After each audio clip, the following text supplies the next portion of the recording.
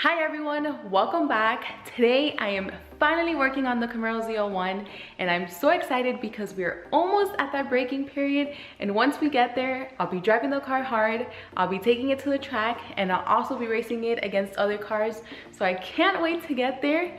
And I thought, why not in the meantime install its first modification that's not only important but beneficial, and that is an oil catch can.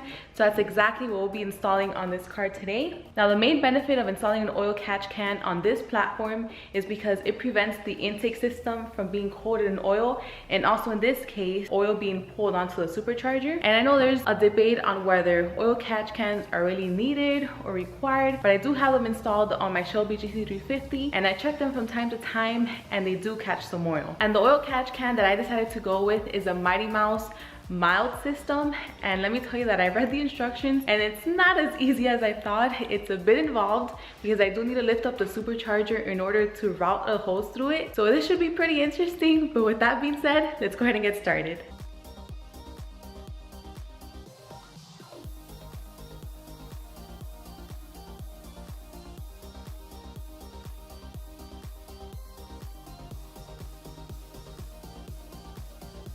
So here's a supercharger. So one thing that I do like about this engine bay is that there's plenty of space and room to work with. So it seems like it's easy to work on, but then again, I could be wrong. Either way, in order to get started, I need to remove these cables that are attached to these studs.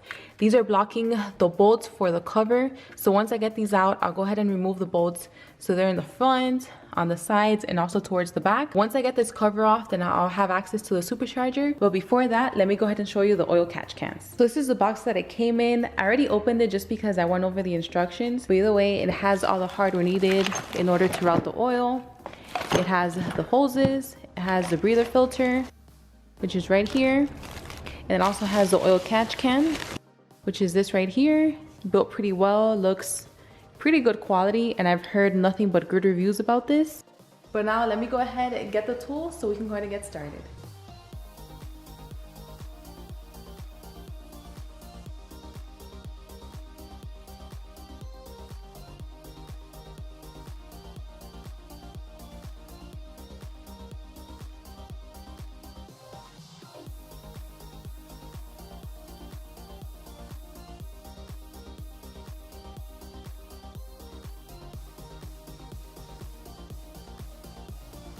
So now that the cover is off, as you can see and just how I read online, there's already oil on the supercharger, and this car only has 1,200 miles and it hasn't been driven hard at all. So that's the exact reason why we want to get a catch can, just to keep this clean and the oil in the catch can. In order to remove the supercharger, we need to remove these bolts. So there's some on this side and some on this side again.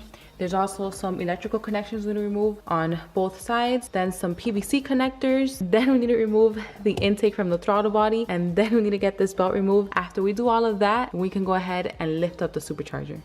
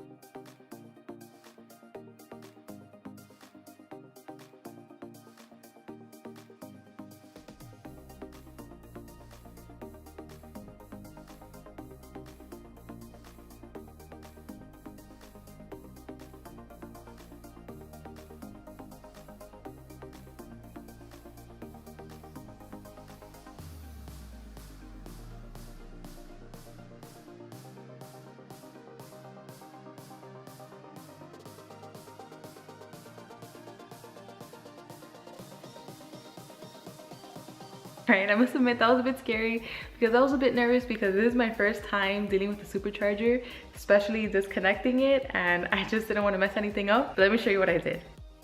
So as I was trying to lift it up, I realized that I had forgotten to disconnect the electrical connection. So I went ahead and did that, which are these right here. Then I was trying to lift this up, but it was pretty hard because I didn't have any leverage. So I just went ahead and used this platform just to put my arm and then use both arms to lift it up. Then I managed to lift it up just a bit, but then the block that I was trying to use the first time, which is a little bit too tall, barely managed to get it in there. So I just ran and got this shorter one, and this one fit. But let me tell you that this is pretty heavy, at least for me. For some people it may not be, but it was pretty heavy for me. But either way, let me show you why we went ahead and did all of this.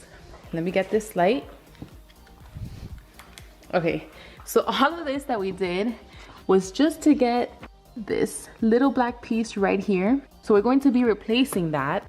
This one is going to do is, it's just going to block the oil from going into the supercharger, and it's just going to reroute it this way to a hose that we're going to be connecting. So I think that the hard part is out of the way, but I'm not too sure. But now let's go ahead and get that piece replaced.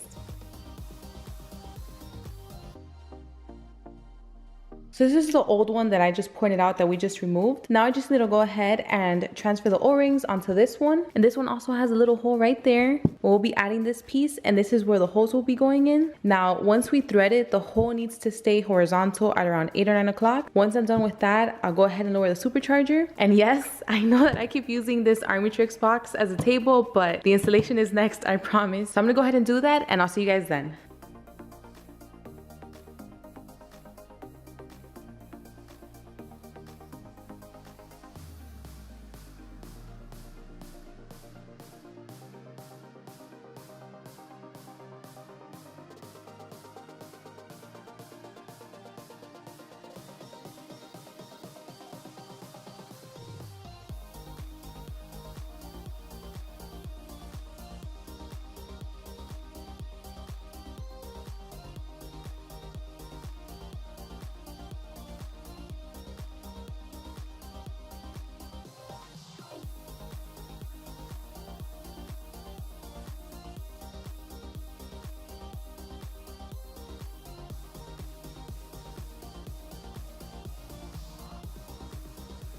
All right, so putting the supercharger back on was pretty easy. I just made sure that this hose was routed behind the thermostat and it has enough clearance so I can move it, and it's also not being squished by the supercharger. If not, then it wouldn't be able to go all the way down. I also went ahead and hand tightened the bolts with a little bit of hand torque, just because I don't have the appropriate torque wrench, but I will be getting it this weekend, and I'll just remove the cover to torque them. But I'm pretty confident that they're on there fine. And as you saw, they do have a special sequence to torquing them. Now, all I need to do is put the belt back on, the intake elbow, and then anything I disconnected, I'm just gonna go ahead and put that back on as well, put the cover, and then we can proceed to the catch can installation.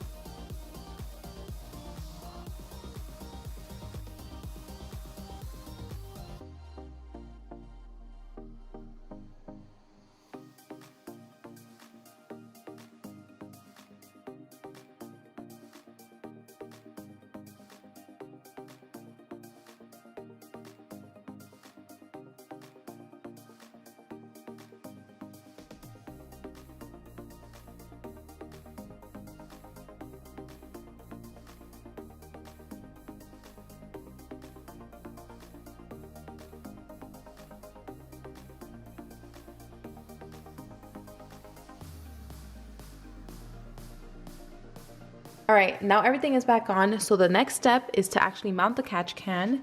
So I'll be using this to mount it, and I need to mount it on the radiator fan. So I need to remove this clip in order to add this piece there. Once we're done with that, then I actually need to split this hose as well, like around down the middle, just because I need to add this connector separator. Not sure what this is called, but looking at this, I think I'm gonna have to remove this intake elbow again, just because I don't have enough room to work with. And then I also need to splice this hose right here, just to have enough length to connect it to the oil catch can. And then with the rest of the hose, I use it on the clean side. So let's go ahead and do that.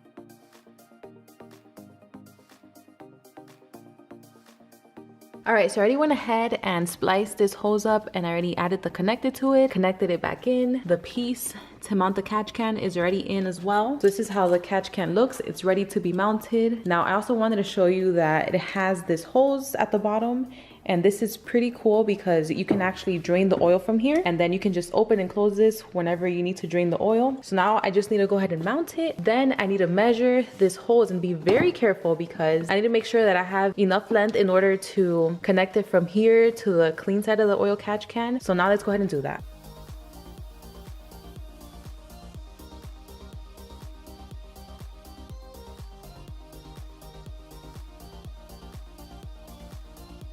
So this is how it looks once the oil catch can is mounted. I like how it looks. It's really nice and clean. Do make sure that when you mount it though, you mount it high enough so that it can clear this radiator hose, and make sure it's tight enough so it doesn't hit the radiator fan, but it's on there pretty sturdy. Now, as far as this oil drain hose, the instructions say to mount it somewhere at the bottom. Now, I really haven't figured it out yet on where I'm gonna mount it, but I won't worry about that for now. And speaking about instructions, the instructions weren't the best, to be honest, but luckily I ended up finding a C7Z06 installation video for the oil catch can, and I mean, same engine, same blower, so I was able to follow along, except when it came to mounting the oil catch can, because it's different on the Corvette compared to the Camaro. But all in all, like I said, I was a bit nervous just because I really didn't know what to expect when removing the supercharger, but I'm glad that I got it done, especially because oil was already being coated on the supercharger. And it would have also been nice if GM were to offer a plug and play option for the oil catch can, like in the Shelby GT350, because this was very involved and it does take some time. But either way, I hope